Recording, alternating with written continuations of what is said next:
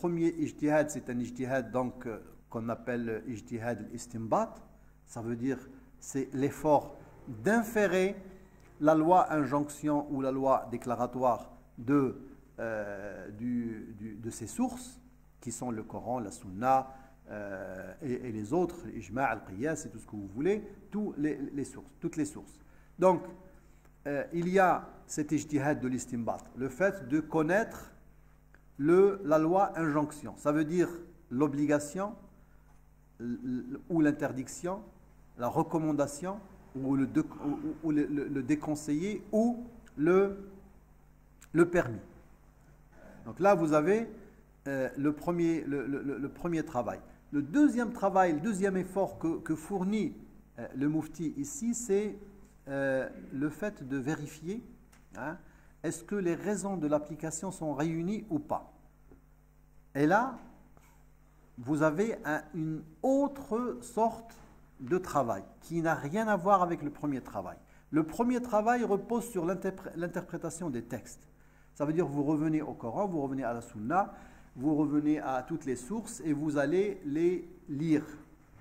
Et donc là, vous avez des règles à suivre. Alors les règles, c'est ce qu'on trouve dans la science qui s'appelle usul al-fiqh. Vous avez cette science des usul qui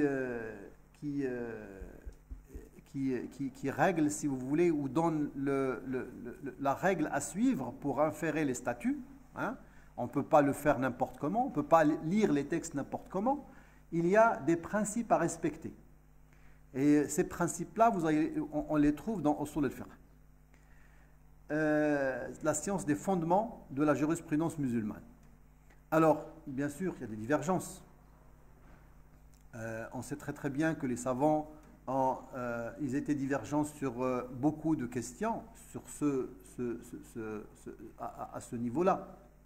À ce niveau-là, vous prenez, je ne sais pas moi, n'importe quelle question, quand vous trouvez un premier irtilaf, vous allez trouver, c'est un irtilaf des fois qui vient déjà de cette forme d'ijtihad, qui est une divergence dans l'inférence du statut à partir de ces sources.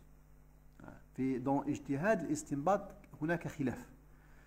الخلاف ما هو سببه؟ Bon, أسباب الخلاف, les causes de la divergence sont nombreuses. Il y a beaucoup de savants qui ont écrit des livres sur Asbab al-Khilaf, les raisons de la divergence à ce niveau-là.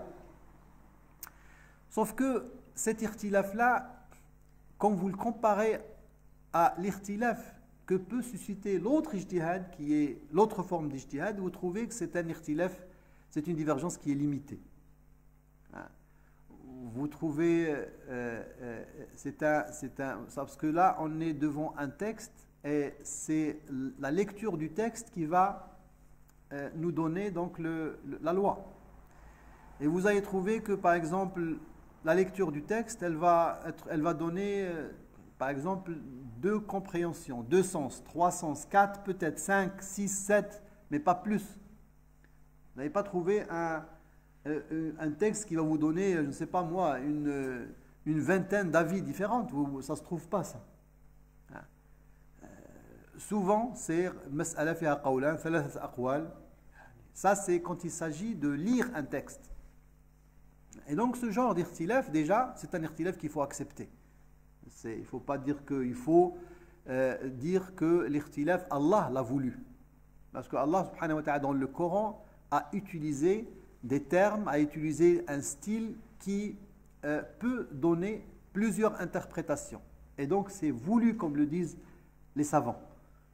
Si Allah a voulu de faire des gens pareils, comprennent pareil, et que les termes ne donnent qu'un seul sens, il aurait pu faire ça.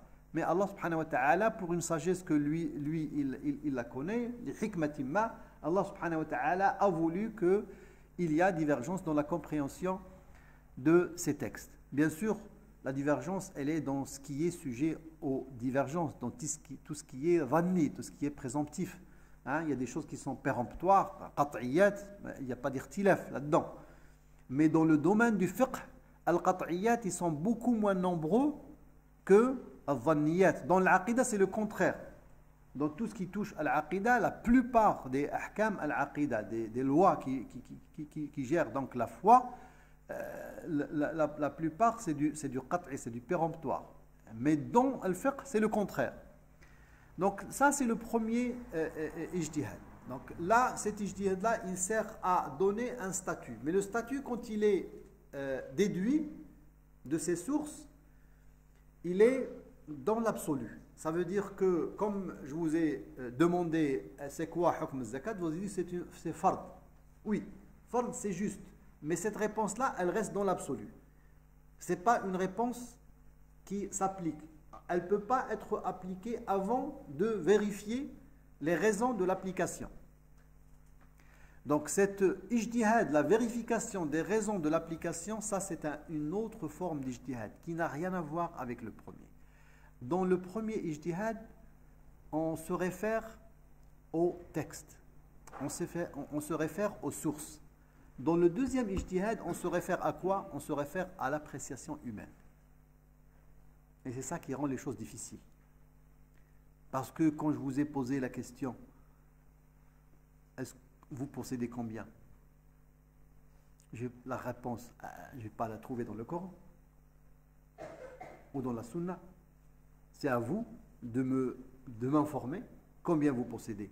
Si j'ai une autorité, je peux très bien vous demander vos bulletins de salaire, par exemple. Donnez-moi des preuves. Et on va procéder que comme ça.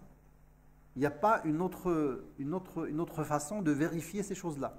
Quand je vous dis, est-ce que vous possédez depuis combien cette somme d'argent? Vous m'avez dit depuis 1 an. Ou depuis moins d'1 an pour échapper à la zakat. Si j'ai une autorité, hein, parce qu'avant, zakat se faisait sous l'autorité du calife ou de la personne qui est désignée par le calife pour le faire.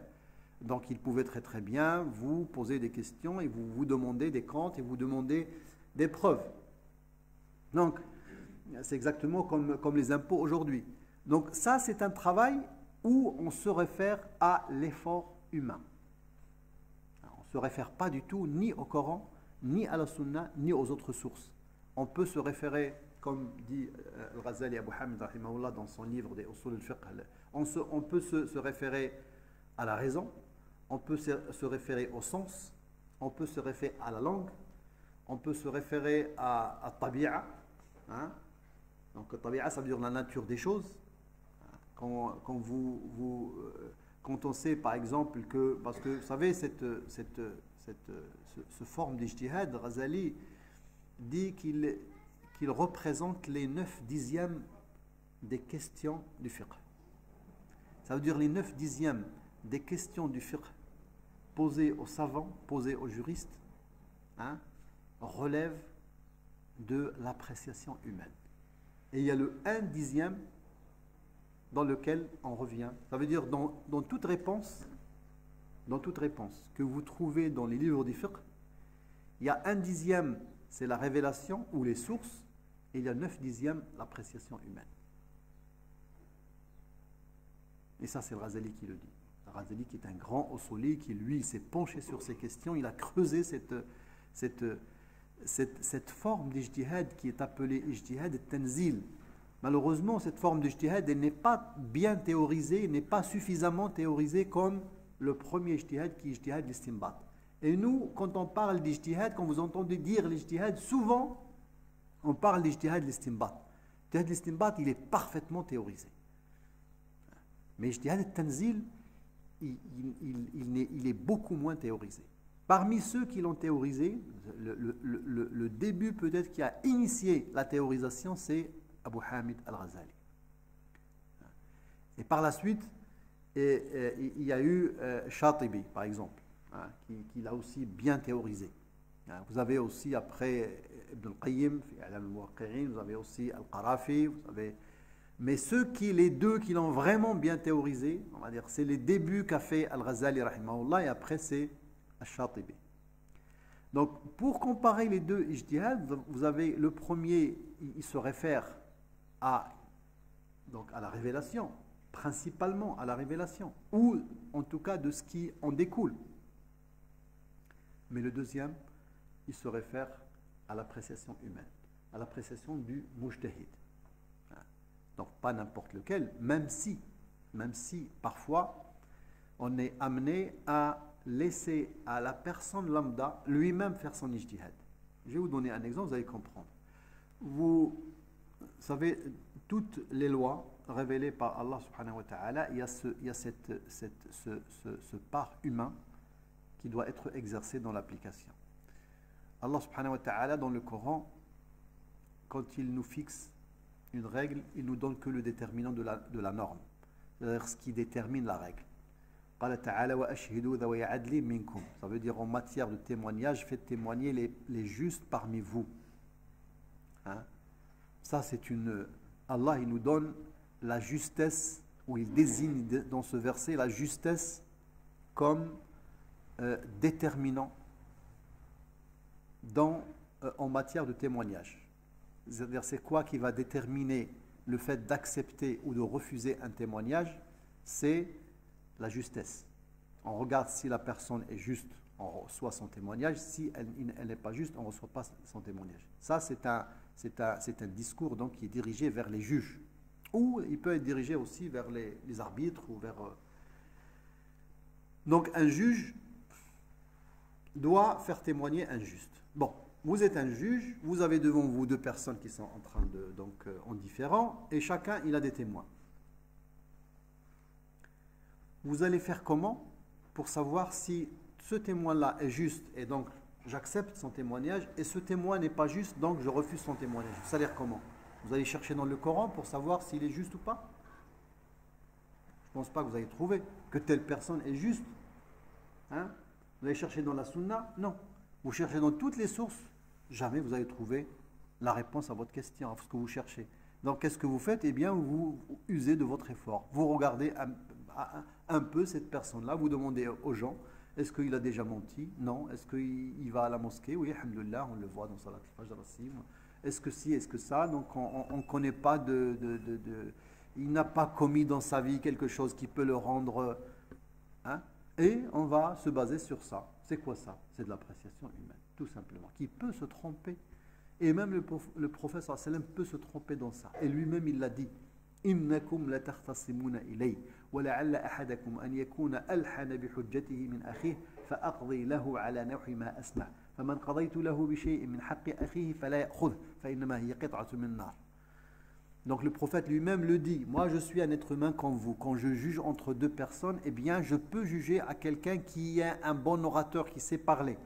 Alors si je juge à quelqu'un, je donne raison à quelqu'un, hein, en lui donnant le bien de son frère, il ne faut pas qu'il le prenne. Même si je juge, si ce n'est pas à lui, il ne faut pas qu'il le prenne. Pourquoi? Parce que mon jugement ne le rend pas licite pour toi. Le prophète dit, ça sera une partie de l'enfer que je t'ai donnée. Donc ne la prends pas. Vous voyez, c'est ça, pourquoi? Parce que c'est l'appréciation humaine qui rentre. Le prophète, yahkum bil-zahir. Et donc c'est pareil. Dans la majorité des lois coraniques ou des lois de la sunna, ce qui est donné, c'est un déterminant. Et après, c'est aux êtres humains de, si vous voulez, vérifier si le déterminant de la norme est là ou pas. Vous savez, vous pouvez même être une personne lambda et vous êtes amené des fois à pratiquer ce genre d'ijtihad. Quand Allah subhanahu, on sait très très bien que dans la législation musulmane, vous n'avez pas le droit de faire les ablutions avec de l'eau impure. Hein? Avec de l'eau impure. Maintenant, vous avez un récipient devant vous. Vous voulez faire l'eau d'eau. Vous cherchez dans le Coran si cette eau est pure ou pas. Hein? Ou dans la sunna. Ou vous demandez à quelqu'un est-ce que cette eau est pure ou pas. Vous êtes devant le récipient, vous regardez. Est-ce que le récipient, l'eau qui est dans le récipient, est-ce qu'elle est pure ou elle n'est pas pure? Vous connaissez la règle de la pureté et de la non-pureté. Ça veut dire une eau pure, c'est celle qui n'a pas été... il n'y a pas eu de suie dedans, hein, qui a changé sans l'odeur ou la couleur ou le goût. S'il n'y a rien, échangé dans l'eau par une souillure, donc l'eau reste. Et ça, c'est à vous de le faire. Et donc cette forme d'ijtihad, c'est un ijtihad. Le premier ijtihad, il est spécifique pour ceux qui savent expliquer, interpréter, faire l'exégèse des textes, avec les règles connues dans usul al-fiqh. Pour ce genre d'ijtihad, c'est un ijtihad qui est très très large et très très vaste, où on peut, c'est-à-dire il peut être pratiqué par de la personne lambda jusqu'à la personne, la première personne dans la société. Ça veut dire le chef suprême dans la société, le calife, le roi, ce que vous voulez. En passant par les savants, chacun dans sa spécialité.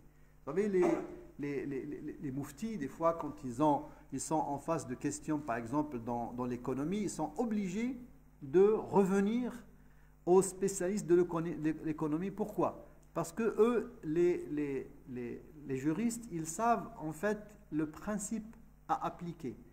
Mais pour savoir s'il s'applique ou non, on est obligé des fois de chercher une autre référence plus adéquate ou plus compétitive ou plus apte à le faire que le simple juriste. Donc, c'est vrai pour l'économie, c'est vrai pour tous les problèmes de la société, c'est vrai pour la médecine, c'est vrai toutes les questions qui ont qui concernent une spécialité bien définie. Eh bien, on est obligé de revenir à cette spécialité. Là, donc ces deux ijtihad, quand on fait la somme de ces deux ijtihad, le produit qu'on va avoir est appelé fatwa. Donc ce produit qui est appelé fatwa, hein, il ne peut être une fatwa juste s'il n'y a pas suffisamment d'efforts fournis dans ces deux sortes d'ijtihad.